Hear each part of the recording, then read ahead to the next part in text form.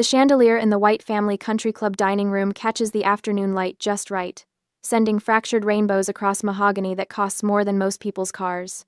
I watch dust motes drift through Eleanor's cloud of Chanel No. 5.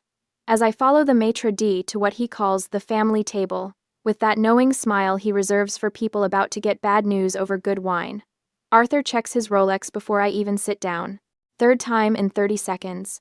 Eleanor adjusts her pearls with the precise motion of someone who has practiced this gesture in a mirror. Meredith positions her iPhone at an angle that would make a film student proud, her smile sharp enough to draw blood. Everyone in their assigned seats. Everyone playing their part in whatever intervention they've rehearsed. Rebecca. Eleanor's voice has that particular warmth she uses when she wants something. You look lovely, darling. I'm wearing the same gray sweater I wore last Tuesday. She didn't notice it then either. I sit in the chair the maitre d' pulls out, the one that faces all three of them like I'm about to defend a dissertation to a hostile committee. The leather creaks. Someone in the kitchen drops a pan. Normal sounds in a very abnormal moment. Eleanor slides a slim velvet box across the table, the kind of box that usually holds jewelry. Her fingers leave it positioned exactly between the salt and pepper shakers, perfectly aligned with the table's edge. A fresh start, darling. We think you'll adore Austin. I open the box. One-way plane ticket. Departure in 48 hours. Arthur places a check beside it with surgical precision, his banker hands steady. Your seed capital. Rebecca. $5,000. Use it wisely. The check is already signed. Already dated. They printed it before I even arrived. Meredith shifts her phone a fraction of an inch to the left, getting my face in better light. Her Yale Law Review editor's smile widens. She's been waiting for this moment, probably planned which filter she'll use when she posts the video. I recognize this performance. The synchronized movements. The rehearsed lines. They've been planning this for months, and I'm supposed to crumble right on cue. My mind drifts back to last year, the annual White Family Charity Gala at the Ritz-Carlton. I'd come straight from TerraSense field testing, and hadn't had time to change. My hiking boots were still a bit dusty. I thought they'd understand. I thought maybe this one time, my work would matter more than appearances. Harrison Blackwood cornered me near the champagne fountain. Arthur's most important client. The one who controls half of Arthur's quarterly bonuses. His laugh cut through the string quartet. Arthur, I didn't know you hired the garden staff for your parties. Arthur's face drained white. Eleanor's hand found my elbow later, her fingers digging in hard enough to leave marks. You humiliated this family, Rebecca. It will not happen again. That was the night they decided. I could see it in the glance Arthur and Eleanor exchanged over their champagne flutes. The Austin exile crystallized in that moment, fully formed. The pattern started long before that, though. I was 8 when Meredith's piano recital overlapped with my science fair. I'd won first place. Created a working water filtration system from household materials. Miss Peterson said it was the most advanced project she'd seen in 20 years of teaching. Rebecca understands sacrifice, Arthur told me in the car. We were driving to Meredith's recital. My trophy stayed home on the kitchen counter. I understood sacrifice. I understood that debate team got canceled so Meredith could have mock trial. That internships got declined because family obligations always meant Meredith's needs. That my environmental science degree was expensive charity work, while her Yale Law acceptance was framed in the dining room. I understood that I was the daughter who just didn't quite fit. Eleanor watches me now, waiting for tears. Arthur's already reaching for his water glass, preparing his tough love speech. Meredith's thumb hovers over the record button. I let the silence stretch. Let them savor it. Let them think they've won. Thank you.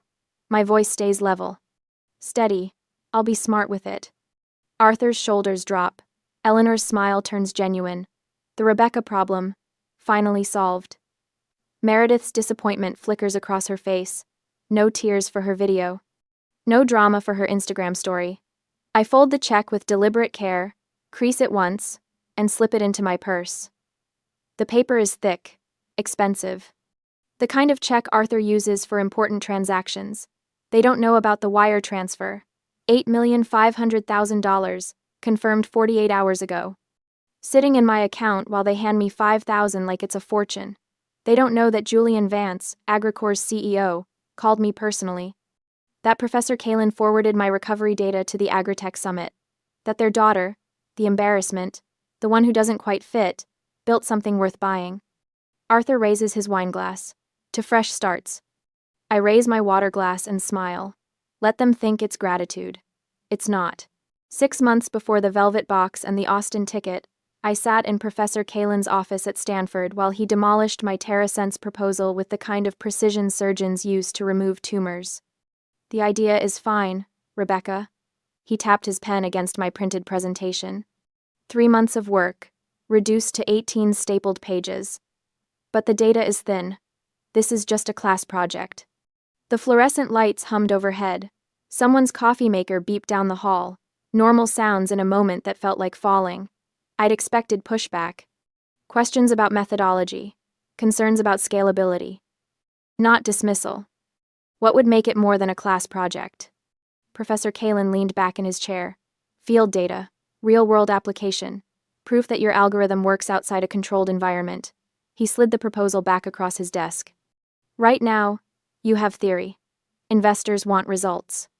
I walked back to my apartment through campus, past students celebrating the end of finals, past the coffee shop where Meredith and I used to study before she transferred to Yale. The proposal felt heavier in my backpack than it should. Theory, just a class project. I'd heard variations of those words my whole life, from Arthur when I chose environmental science over economics. From Eleanor when I explained carbon sequestration instead of discussing wedding venues like Meredith. From every family dinner where my research became background noise to Meredith's latest achievement. But Professor Kalen wasn't family. He didn't have a stake in my failure, which meant he was right. I spent the next 3 weeks living in the university library, surviving on vending machine, coffee, and the kind of determination that comes from being underestimated your entire life. The Callaway Innovation Grant application wanted 12 pages. I gave them 30. They wanted 1 recommendation letter. I secured 4. They wanted a budget breakdown. I built a full financial projection model. The acceptance email arrived at 2 a.m. $75,000. I called home from the empty lab, too excited to wait for morning. Eleanor answered on the 4th ring. That's nice, dear. Her voice sounded distant, distracted. Listen, Meredith just made Yale Law Review. Can you believe it? The youngest editor in 15 years. Mom, I won the Callaway grant. It's one of the most competitive. That's wonderful, Rebecca. I need to go. Your father is on the other line with the Yale Alumni Association. The click of disconnection echoed in Stanford's empty lab. The fluorescent lights hummed. My laptop screen glowed with the acceptance email. $75,000 of validation that couldn't compete with Meredith's latest trophy. I looked at my TerraSense proposal, at 3 weeks of sleepless work, at proof that I could build something real. Then I got to work. The grant money went to an outsourced development team in Bangalore, carefully selected after weeks of interviews. Every contract specified my sole ownership of the intellectual property. Every line of code got documented, time-stamped, backed up in triplicate. I hired David Morrison, a part-time data analyst who worked evenings and weekends, piecing together the sensor network while teaching high school physics during the day. Professor Kalen stopped by the lab one evening, found me elbow-deep in calibration protocols. You're serious about this? You said I needed field data. I didn't look up from my laptop. I'm getting field data. 3 months later, I had my pilot program. A small family farm outside Fresno, 3rd-generation operation, desperate enough to try an unproven system from a Stanford student who promised better irrigation efficiency. The algorithm went live on a Tuesday morning in March. By Thursday afternoon, I knew something was wrong. The soil moisture readings fluctuated wildly. The irrigation schedule triggered at incorrect intervals. I watched from my laptop as 30% of their test crop drowned in water my system had insisted they needed. The farmer's voice stayed level when he called. Controlled. The kind of control that comes from watching your livelihood die in real time. We're shutting it down, Rebecca. Give me 48 hours. I can fix this. You've had 3 months. The crop doesn't get 48 hours. I sat in the lab surrounded by failure data, watching my grant money hemorrhage into a flooded field outside Fresno. Every sensor reading, every irrigation trigger, every algorithmic decision that had destroyed someone's harvest. Arthur's voicemail arrived that evening. He'd heard about the farm through his network. Of course he had. Bad news travels fast in circles where reputation matters more than recovery. Rebecca, it's your father. I heard about your little agricultural experiment. Perhaps it's time to consider something more suitable. Give me a call. He didn't sound surprised. He sounded relieved. Eleanor's text came next. Darling, there's no shame in trying. Not everyone is meant for entrepreneurship. Then Meredith. 3 crying laughing emojis followed by, heard you drowned some vegetables. I turned off my phone, pulled up the failure logs, started reading. Somewhere in 3 months of code, in thousands of lines of predictive modeling, was the error that had cost a farmer 30% of his crop, and validated every dismissive word my family had ever said about me. The lab became my home for the next 3 weeks. I ordered Thai food I didn't eat, made coffee I forgot to drink, slept 2 hours in the desk chair and woke up with sensor specifications imprinted on my cheek. I found the error at 2:30 on a Wednesday morning. Single flawed line in the moisture prediction algorithm. A variable initialization error so small, so elegant in its destructiveness, that I almost admired it. I rebuilt the entire system from the ground up. The new algorithm emerged 40% more efficient than my original projections. The recovery data showed something I hadn't anticipated: system resilience. Proof that the platform could identify its own errors, adapt, and improve. I sent the updated analysis to Professor Kalin at 4 in the morning. His response arrived an hour later. Conference room, 9 a.m., bring everything. When I walked in carrying 3 months of recovery data, he looked at my findings for 7 minutes without speaking. Then he picked up his phone and started dialing. I'm getting you a presentation slot at the AgTech Summit, he said. Don't make me regret this. Julian Vance sat in the 3rd row during my presentation, taking notes while I explained how catastrophic failure had produced a stronger system. How the recovery logs proved adaptive resilience. How TerraSense wasn't just functional anymore, it was revolutionary. His technical team called me 2 days later. 4 senior engineers on the line, interrogating every line of code, every data point, every projection. I'd spent 6 months documenting everything.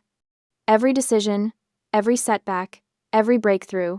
My meticulous records became my greatest asset. The acquisition offer arrived 24 hours after that call. $8,500,000, Director of Sustainable Development at Agricor's Chicago headquarters. I saved the wire transfer confirmation but didn't tell anyone. Not Professor Kalin. Not David Morrison. Certainly not my family. That secret felt like power, like proof, like everything they'd never believed I could build. The dessert arrives in a crystal dish, the kind that catches light and throws it back like tiny accusations. Crème brûlée. My favorite, according to Eleanor, though I've hated the texture since I was 12.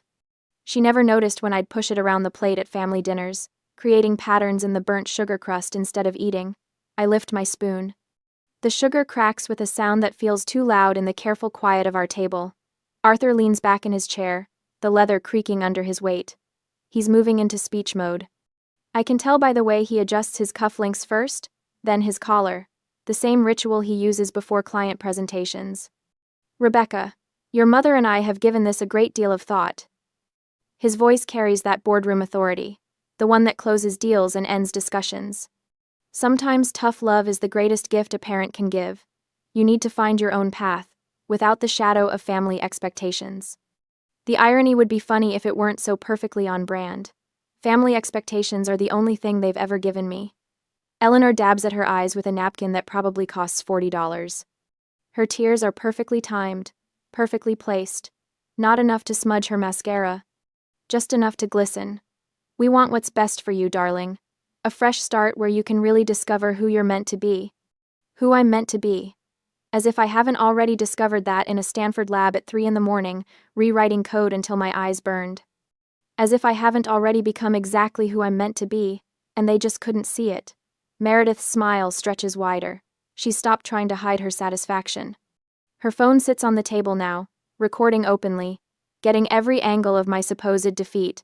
She'll edit this later, add a soundtrack maybe. Something inspirational about family and second chances. This is exactly what I needed, I tell them. My voice stays soft, grateful. Thank you, for seeing what I couldn't see myself. Arthur's shoulders relax. Eleanor reaches across the table to pat my hand, her diamond rings cold against my skin. Inside my head, I'm doing math. Their $5,000 versus my $8.5 million. Their country club membership dues versus my director of sustainable development salary. Their carefully constructed intervention versus the wire transfer confirmation sitting in my email, dated 2 days before this dinner even happened. I've already won. They're just too busy performing to notice. The waiter refills water glasses. Someone at the next table laughs. Life continues around us while my family orchestrates my exile, completely unaware that I'm 3 moves ahead in a game they don't even know we're playing. There's power in this silence. Strength in letting them believe their own story. I spent 23 years trying to prove myself to people who were never going to look. Now I don't have to prove anything. I'm free. They just handed me freedom wrapped in a velvet box with a plane ticket inside. Meredith's phone buzzes. She glances down, her smile turning predatory. Posted, she murmurs, but loud enough for me to hear. Her fingers move across the screen with practice speed. My own phone vibrates in my purse. Once, twice, 10 times in rapid succession. The family WhatsApp is erupting. I know without looking what Meredith posted. Edited clips from tonight, probably.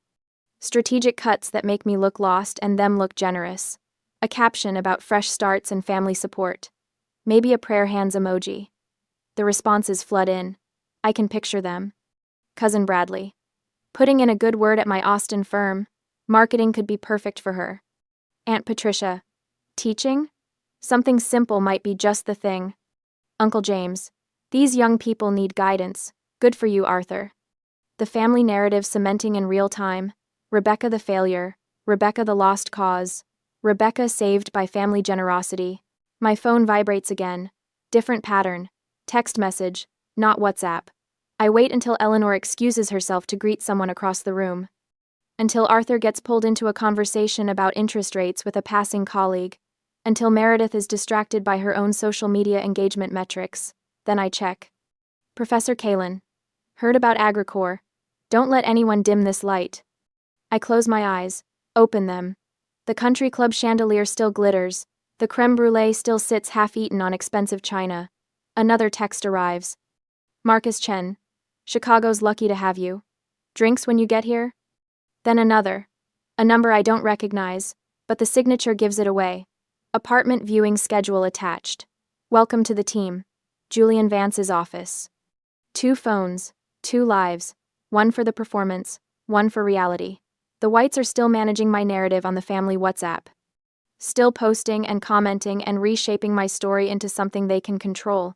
Still painting me as the family project, the one who needed saving. Meanwhile, AgriCore's legal team is finalizing my employment contract. My apartment in Chicago has a view of Lake Michigan. Professor Kalin is recommending me for speaking engagements. Marcus is adding me to his personal network of founders who actually built something. Chosen family versus blood family. The contrast has never been clearer. Eleanor returns to the table, followed shortly by Arthur. Meredith finally puts her phone down, satisfied with her documentation of my downfall. Walk me to my car? Arthur asks. Not really a question. Outside, the parking lot smells like money. New leather and imported cologne and the particular scent of privilege that clings to expensive things. Valets move between vehicles that cost more than most people make in a year.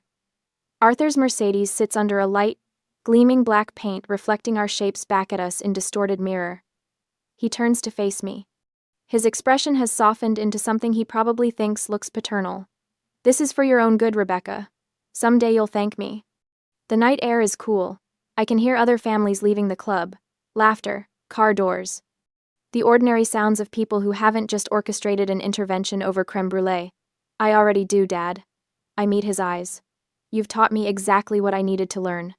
Confusion flickers across his face.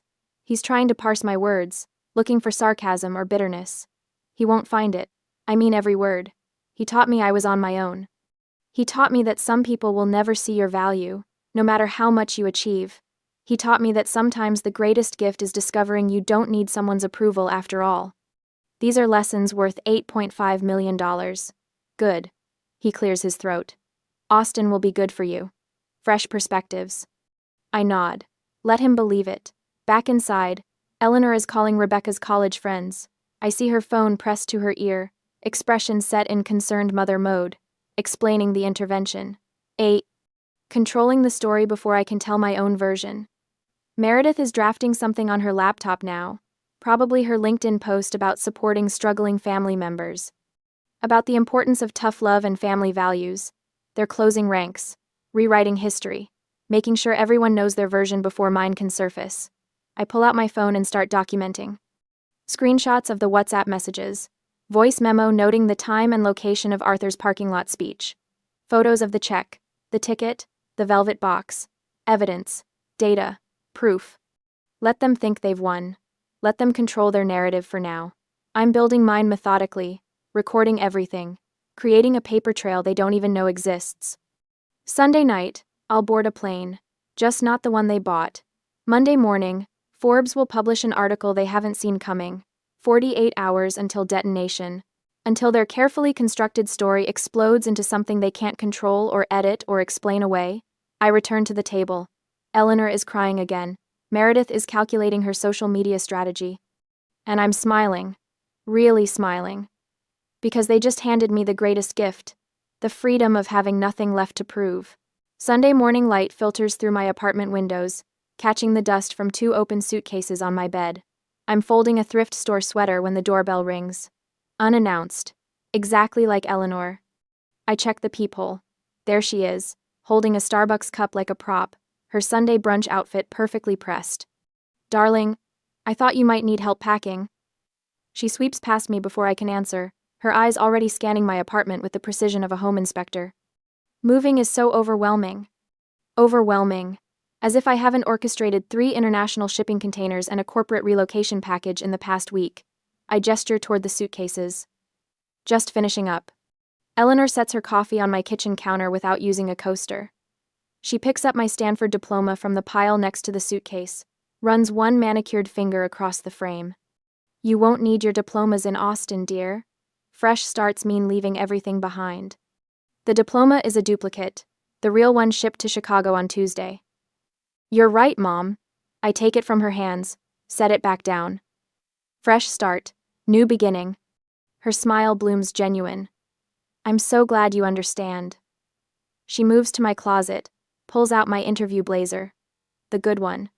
Navy wool, tailored. And this is far too formal for Austin's casual culture. That blazer is already hanging in my Chicago penthouse closet. This one came from Goodwill yesterday for $19. I was thinking the same thing. I fold it into the suitcase with deliberate care. Eleanor watches me pack thrift store jeans, clearance rack blouses, everything carefully chosen to look like my actual wardrobe. She nods approvingly at each choice. Satisfied I'm dismantling my life correctly. Your father and I are so proud of how you're handling this.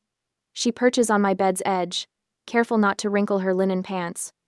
Not every young woman has the maturity to accept guidance with such grace. Grace. That's what she calls surrender. My phone buzzes. Eleanor's eyes flick toward it, but I'm faster. Julian Vance's assistant confirming my furniture delivery to the Chicago address. I silence it without reading the preview. Just the airline, I tell her, confirming my flight. Good. She stands, smooths invisible wrinkles. I'll drive you to the airport tomorrow. Make sure you get off safely. There it is. Not maternal concern.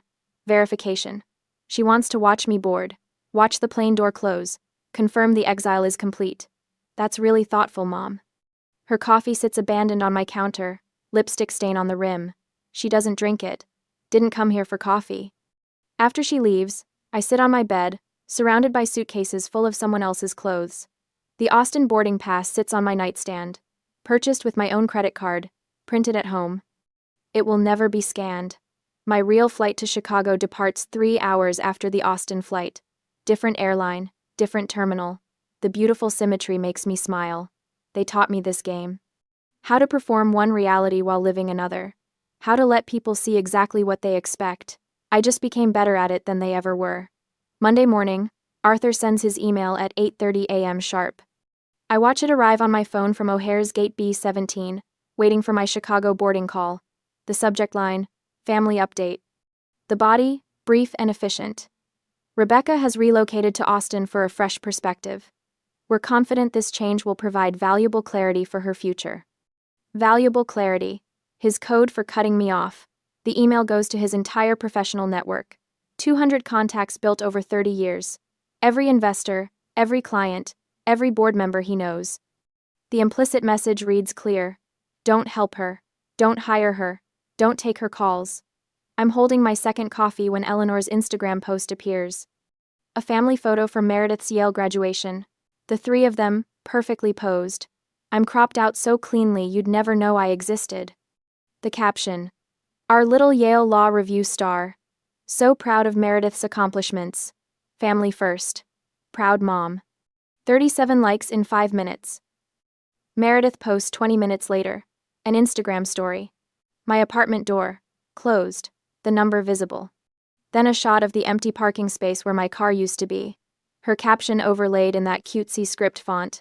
When siblings choose different paths. Wishing her well. 300 views already. They're not just exiling me. They're erasing me. My boarding group gets called. I silence my phone, gather my carry-on. The Austin flight has already departed from the other terminal. Eleanor probably stood at the window, watching it taxi away, believing I'm on it. The flight attendant scans my ticket. Welcome aboard, Miss White. Chicago waits. My corner office at AgriCorps, my penthouse overlooking Lake Michigan, my new life built on their dismissal. The plane's engines hum to life. 9 a.m. Eastern. The Forbes article goes live. I'm somewhere over Indiana when my phone starts vibrating with such intensity it nearly walks across my tray table. Airplane Wi-Fi loads slowly, but the Forbes headline appears in crisp black text. AgriCorps acquires revolutionary AgTech startup, TerraSense, for $8,500,000. The subheading, 3-year-old founder Rebecca White's irrigation algorithm, promises to transform sustainable agriculture. My professional headshot fills half the screen, the one Professor Kalin insisted I take last month. Not cropped out, not erased, front and center. The article details everything: the Callaway grant, the catastrophic farm test, the algorithm rewrite, the acquisition terms. My new title at AgriCorps, Director of Sustainable Development. I refresh my LinkedIn. Professor Kalin's post appeared 6 minutes ago. Proud of my student Rebecca White. True innovation happens when brilliant minds refuse to accept failure as final. Congratulations on the TerraSense acquisition. 43 shares already. Stanford's official account posted 5 minutes after that. The photo from the grant ceremony. Me holding the oversized check, Professor Kalin beside me, both of us grinning. Congratulations to Stanford environmental science alum Rebecca White on the successful acquisition of TerraSense by AgriCorps. Making a difference in sustainable agriculture. AgriCorps' announcement appeared at 9 a.m. exactly. Professional, polished, welcoming. My bio highlighting the algorithm's efficiency improvements. My role leading the new Sustainable Development Division. Marcus's Twitter thread started simple.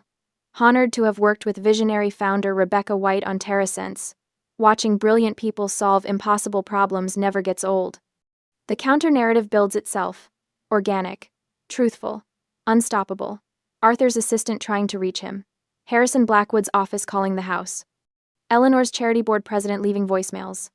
I imagine Arthur in his office, his assistant showing him the Forbes article on her iPad, the color draining from his face, his phone ringing.